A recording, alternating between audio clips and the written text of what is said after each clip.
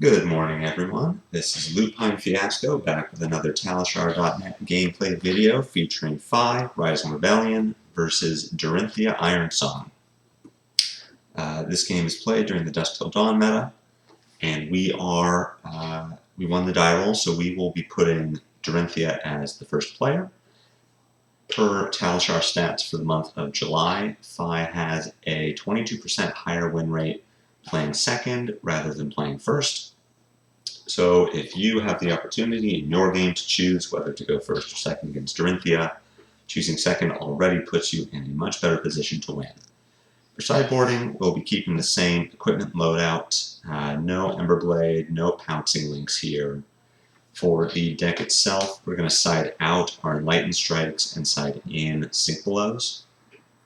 I'm pretty positive that Enlightened Strike is not the best thing to board out here. It's possible that boarding out the Flame Call package would be slightly better, keep some 3 blocks in the deck, and take out a non-block in Phoenix Flame, but I have found that Dorinthea doesn't present as much disruption compared to a hero like Bravo or Azalea, where you also bring in Sink Belows. Oftentimes you will just declare no blocks on Dorinthea's turn and let her rack of counters if it means that you get to crack back with something better. And with keeping Artivores in the deck, Flame Call and a second Phoenix Flame really increases the power of that Artivore turn. But it is important to bring in Sink Belows to reset the Dawnblade. There's an argument for bringing in Reinforce the Line as well, but with 6 D-Reacts, I am inclined to board out Art of War, and if you are boarding out Art of War in this matchup, then I feel you really do yourself a disservice. Unlike a hero like Bravo, or even Azalea, where our average turn outdamages their average turn, we are going to wind up with some clunky hands that will not always be able to block well. If Dorinthea starts to rack up counters, or if she has a really good Glistening Steelblade turn that we can't stop, now we are going to fall behind in the race, even trading 4-card hand for 4-card hand. So with this opening hand, we are going to be looking to block 6. However this works, however Dorinthea chooses to sequence this, we are going to put 6 damage in front of the Dawnblade. This is the advantage of going first in this matchup, going second in this matchup, is that we get to just put our cards on the table. So with Dorinthea choosing to just arsenal and pass, we will be keeping this Sink Below in hand so that we can arsenal it, which leaves us with a pretty easy turn sequence here. We can only present 5 links, we can't present 6, so we are not looking to trigger Mask of Momentum this turn, especially with Dorinthea's armor set. We're just going to maximize damage here. So taking a look at what we can do, Brand is worth 2 points of damage from Kadachi. Double Strike is worth 3 points of damage from triggering Shuko by itself, and Blaze Headlong is worth 4. So what we're going to be looking at here is, are we pitching Brand for double Kadachis, or are we playing Brand, following it with Double Strike so we can get our Phoenix Flame out of Graveyard? With Kadachis, this is 1, 2, 5, 9 damage, pass. With Brand first, this is 1, 4, 8, 9 damage. Ultimately, it doesn't matter how we choose to sequence this. We are going to want to lead with Double Strike before playing the Blaze Headlong either way. We're still going to present something like Double Strike for 1, Kadachi for 1, Blaze Headlong for 4. Just we need to play that red before we play Blaze Headlong. We still want to present that 1-1-4 sequencing to get armor from Dorinthea. If she gives us bolters and a card from hand, that's fine. If she gives us the first half of Versus and Blade Hold, that's also fine. Against these big armor heroes, we're just looking to wear down the armor. so we can open the door for Kodachis later in the game.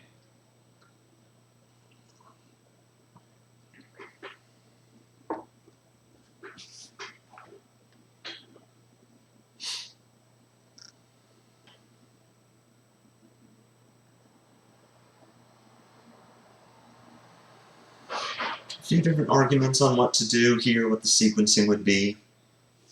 1-1-4 sets them up to block the second Kodachi with bolters. We need to play our Blaze Headlong. No, never mind. It doesn't matter. It doesn't matter. Going with Kodachi first is going to get a Bolters block. Going with Double Strike first is going to get a Courage block. We would rather get the Courage block here.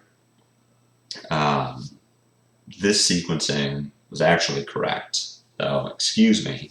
I'm glad I realized it in game, but sending the Double Strike for 2 tempts the Dorinthea into blocking the armor, which now puts her in a weird spot where she doesn't have 2 easy armor pieces to block with. She would have to give a card from hand or use her crown. So we do get the Mask trigger, which gives us a Spreading Flames, which is very late. I would love to see that earlier. We still only have 2 Draconic Links on the chain, so we can't even pick up a Phoenix Flame. We're just going to send 3 damage in Arsenal, our Sink Below. We are just trying to outvalue the Dorinthea most of the time. We don't want to end the turn with Spreading Flames. If we don't draw a blue, keeping the Spreading Flames is a very bad idea. But we'll just push our damage where we can get it. Here we see Dorinthea with a big turn. This is a Red Warrior's Valor, Steelblade Supremacy, and Iron Song Determination, so we can't just put our hand on the table, unfortunately. We've got 3/3 blocks in hand. We'd love to be able to just put our cards down and make Dorinthea have it. As it is, though, we can block 9 here. We can, maybe we can't. All right, how do we deal with this? We have a Sink Below, we have a Lava Burst, we have a Flamescale Furnace. So we can block 9 to get around the Dominate. The problem with that is, if Dorinthea has Iron Song Response in hand, then we really just get smacked up, right? The Dorinthea gets Go Again, draws a card, potentially doesn't get to keep going, might choose to Arsenal instead of pitching for Dawnblade, but highly unlikely, and puts us in a weird position. So, how would we choose to do this? If we block 9, we're putting Dorinthea on exactly not having Iron Song Response. We could block with Shuko as well, block for a total of 11. But we're going to get, Dorinthea's going to get our Sink Below anyway, because we cannot block 9 points of damage. And if Dorinthea can pass her reaction step, we Sink Below. If this is red or blue Iron Song Response, Dorinthea just passes the turn. So, this is a tough call. I don't think we can just take this damage, so I think we Furnace, Lava Burst, just make them have it. But we'll see. I mean, this is a tough call. This is a tough call, certainly.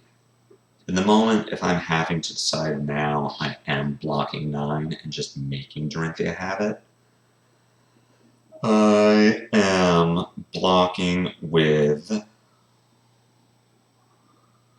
Salt the Wound instead of Lava Burst, because I do want to keep my brand, keep my blue, go 4 wide, and with a Lava Burst, or Arsenal and Lava Burst.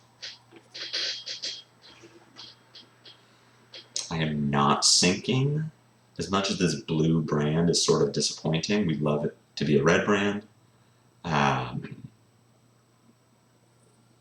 We are just guaranteed to have a turn.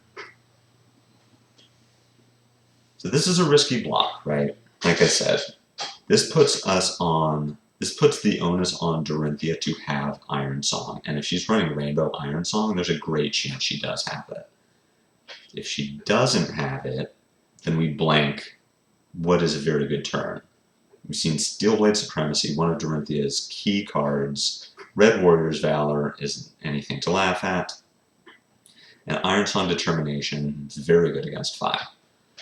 So luckily, Dorinthea does not have the zero-cost reaction, and we proceed with our turn here, giving us an early block. I would say too early, but that works well for us. Get to send 2 Kodachis, pick up a Phoenix Flame, which will likely get the first half of Versus, and we can arsenal this Lava Burst. Choosing to play the Lava Burst. Okay, I like this plan.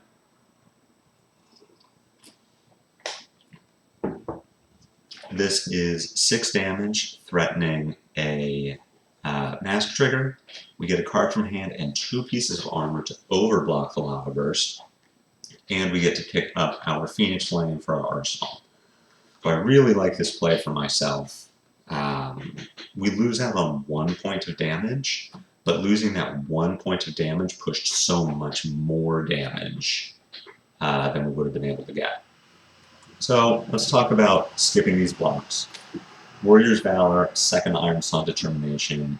This Dawnblade is coming in for 7. Floating Resource will give it Go Again. Warrior's Valor will give it Go Again. Dorinthea will give it additional attack, and the 1 resource will give it, will pay for that attack. But the second attack coming in is just going to be for 4. It's 11 total damage. Yes, it gives the Dawnblade a counter, but we are still ahead on life. Dorinthea is missing quite a bit of armor here. Won't want to block with Courage, only has the back half of Versus to block with. This hand is looking very strong on offense and very weak on defense. We don't have a Sink Below to get around the Dominate. So this is a hand that we just take this damage and crack back.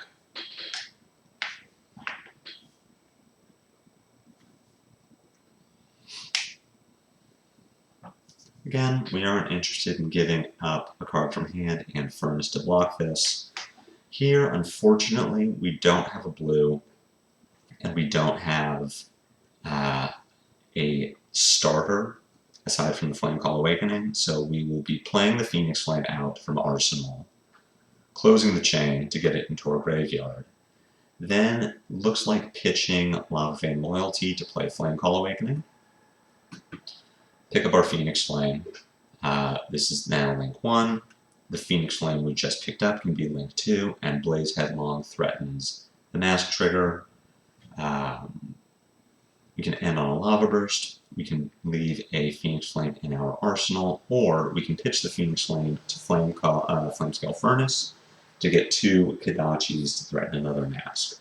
But whatever we do, it starts with Phoenix Flame for 0, close the chain.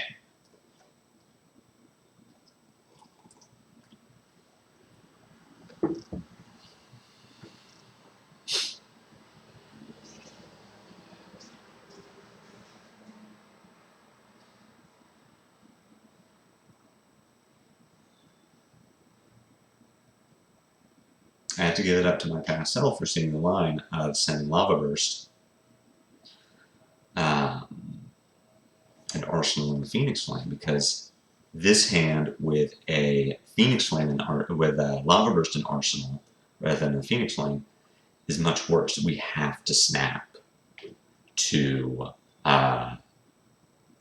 do anything on this turn. We would not have a way to start aside from our Flamecall Awakening, but we really want to get the trigger, so we want to start with a red Go Again card.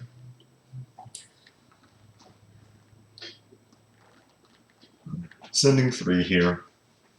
We are looking at 3, 1, 4. Pick up our Phoenix Flame, and again we have a choice.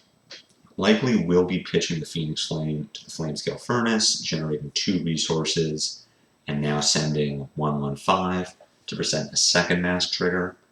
That is pretty autopilot because we can threaten mask again. The math does change now that this flame call has been blocked, but it has put us in an interesting situation choosing whether we want to leave 2 Phoenix Flames in our graveyard. We have seen 1 flame call already, no Rise from the Ashes. So based just on that math, it is better to leave a 2nd Phoenix Flame in Arsenal, or in graveyard. But man, Rise from the Ashes gets a lot better when you have a 2nd Phoenix Flame. Choosing to pitch here to reset our chain, send 1/1/4. We will be ending on a Lava Burst, assuming this doesn't, well, we'll see what happens here. We get the Mask trigger, sending a Lava Vein Loyalty. I don't like arsenaling this. I like playing this, following it with the Lava Burst to get the Shuko trigger, and arsenaling our Phoenix Flame. Arsenaling the Phoenix Flame is a lot worse. When you only have 1 in your discard, it really lowers the value of cards like Rise from the Ashes. It lowers the value of our Brand with Cinderclaw and the blue going 4 links wide because we can't pick up a Phoenix Flame. But leaving the Phoenix Flame in Arsenal is just fine.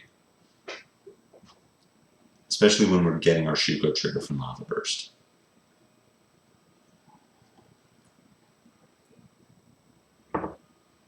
Dorinthea just takes this damage, so we can expect that she's going to have a pretty big turn on her end.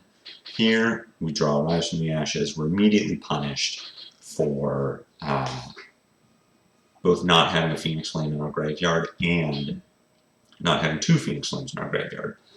Dorinthea goes with Steelblade Supremacy, 2nd one of the game, followed by Dawnblade for 6. We have a very healthy life lead here. We're up 16 points. We're at 29. Yes, the Dawnblade has a counter and could get 2, but we have a pretty good turn, pretty good crackback on our turn. Phoenix Flame for 0, close the chain, Rise from the Ashes, pick up the Phoenix Flame. Ronin for 6, Phoenix Flame for 2, getting the Shuko trigger, which now gets over being blocked by Iron Song. Brand for 3 to present a Mask trigger. Then Warmonger's Diplomacy, which is very strong against Dorinthea. So this is a hand where I am just looking at this now, considering what Dorinthea can do with a floating resource, 2 cards that we don't know, and everything that we have. We want to keep this Diplomacy. Regardless of what happens, we want to keep this Diplomacy to screw up Dorinthea's next turn. These all block for 2. We don't want to give up momentum or Shuko, so this is another turn where, just looking at this now, I'm inclined to take all of this damage. It's unfortunate that Dorinthea is really going to go off here, threaten at least 12 points of damage. But the value of our turn just goes way down trying to stop this. She's floating resources, cards available. Clears the Singing Steelblade out of Arsenal, does not get the Reprise trigger, which is really great for us. Yeah, we took 13 points of damage. Dawnblade has 2 counters, but we will be threatening, what is that, 11 points of damage on our turn, and a Mask trigger that can't easily be blocked by armor, and we get to end with Warmonger's Diplomacy as our finisher.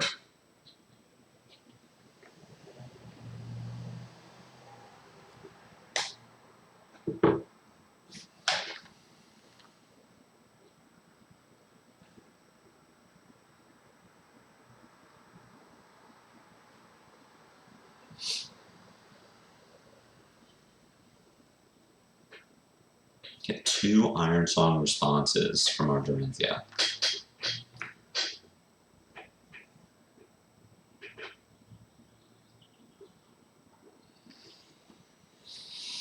Interesting decision from them to block here. Possible that she just has a hand of reds, but giving up 6 damage here that would keep the Dawnblade alive. Also possible that she doesn't have a way to give Dawnblade go again, and is just more interested in sending 5, maybe a reaction on top to push it to 8, just to keep the counters and then send it back to us, doing some damage mitigation.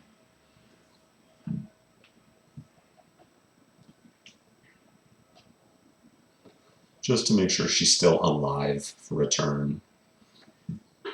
Try again. Set up a better 5-card hand to try to burst us down.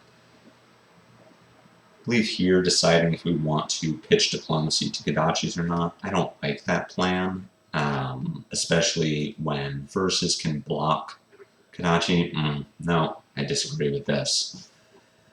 It's going to work out for us, where we now get a card from Dorinthea's hand. It is a 3rd red, so maybe we were right in that her hand was just weak, but we saw Dorinthea block with 2 reactions. I don't like this. I think we should have played the attack with the brand and then just blocked with played the Diplomacy. We see here, based on how Dorinthea blocked, if she had blocked that Brand with Cinderclaw with the Spoils of War, yes, she takes 2 less damage, she's at 11, but we Warmonger's Diplomacy, Dorinthea chooses War, pitches this Sharpened Steel that she cannot play to Dawnblade, has no floating resources, 1 card in Arsenal. Maybe we can put her on a response, but it's just Dawnblade for 5. We just take that damage, and now we get to crack back. Instead, this is Dawnblade for 8, with a mystery card here that could very easily be Iron Song response. Now we have a real problem. So as it is, Dawnblade for 9 takes us to 7 if it hits. Dorinthea does not have a way to give this go again and additional attack, except for Glint. Excuse me. So let's talk about the possibility of a Glint there. Glint is the worst thing that can happen to us. Gives a go again, and the attacks are free. So that would be bad, but we're not going to play around Glint, especially when we don't want to give Glint Reprise. If this is Iron Song response, not blocking, turns off Reprise. This is a pretty good hand. We're looking at potential 13 damage here, so we're just going to send this and see what happens. But again, with that Warmonger, pitching the Warmongers for 2 points of damage, just terrible. I don't like that play one bit. I think that's a big mistake on our end.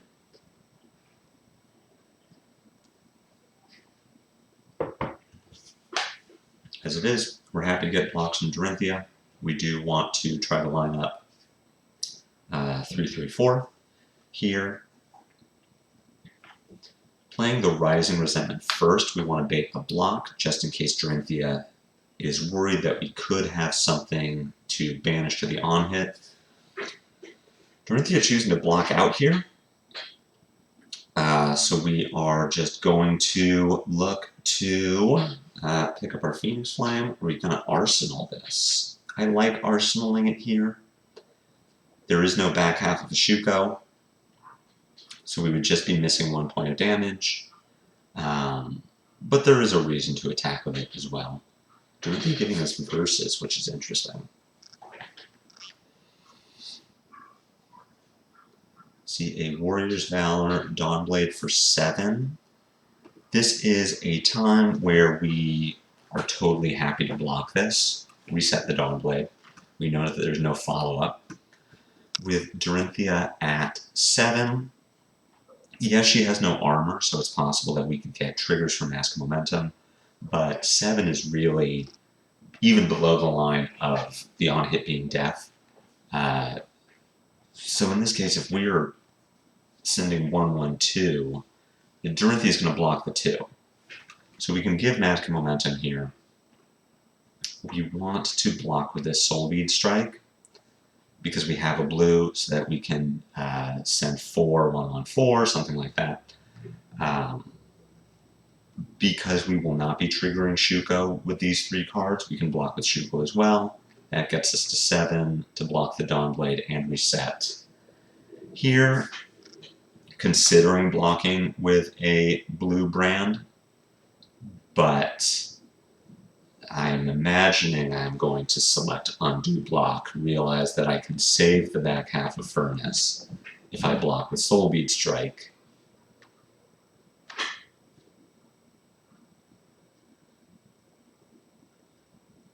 Yeah, just move the mouse down a little bit. It's funny watching this back and realizing, wow, I'm really thinking about this, which I don't think this is a hard decision now.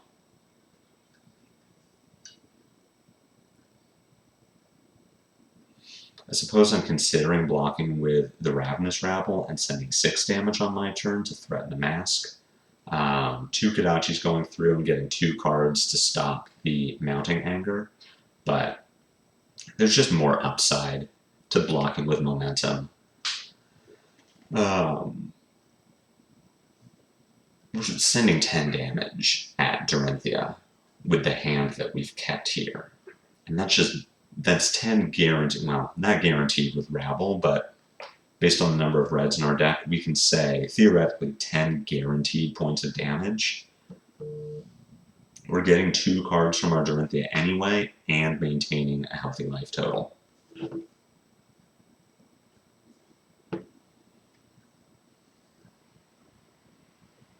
Mounting for 4 should get 2 cards.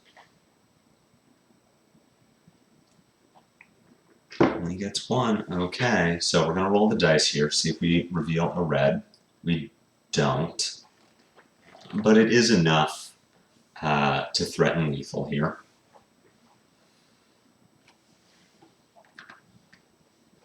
Definitely getting another card from Dorinthea. Then 3. Here we do find a Snatch, finally, a way to utilize your Snapdragon Scalers. We are in an interesting position with Dawnblade for 3. I believe Overpower can kill us here.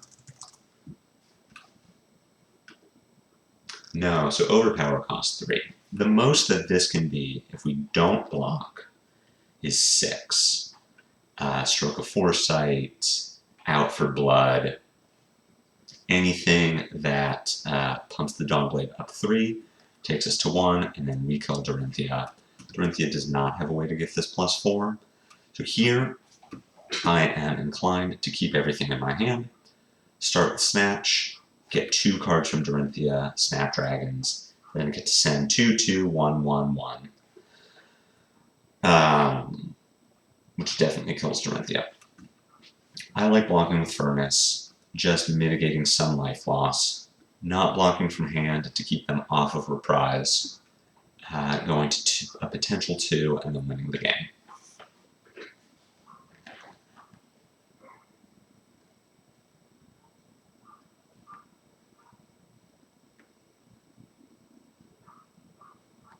If this is Glint, we still don't die. If this is Run Through, we'd be looking at... no, don't like this plan. Do not like blocking from here. Whatever this card could be, if it's Glint, we don't care. We don't die. If it is Run Through, now we have to block that, but Dorinthea doesn't have any cards left in hand, so we don't have to worry about, oh, what could it be? Could it be, is it something that's going to ruin our turn? Is it something with Reprise? And now our turn gets significantly worse. We have 2 fewer attacks with which to kill the Dorinthea. Choosing to undo here, we need to lead with a brand so that we can make this snatch draconic, because we will not have resources available to pick up our Phoenix Flame because we blocked with that Soul Bead Strike, which again I think is very wrong. I don't like blocking there when we don't need to, and when we actively want to keep Dorinthea off of Reprise.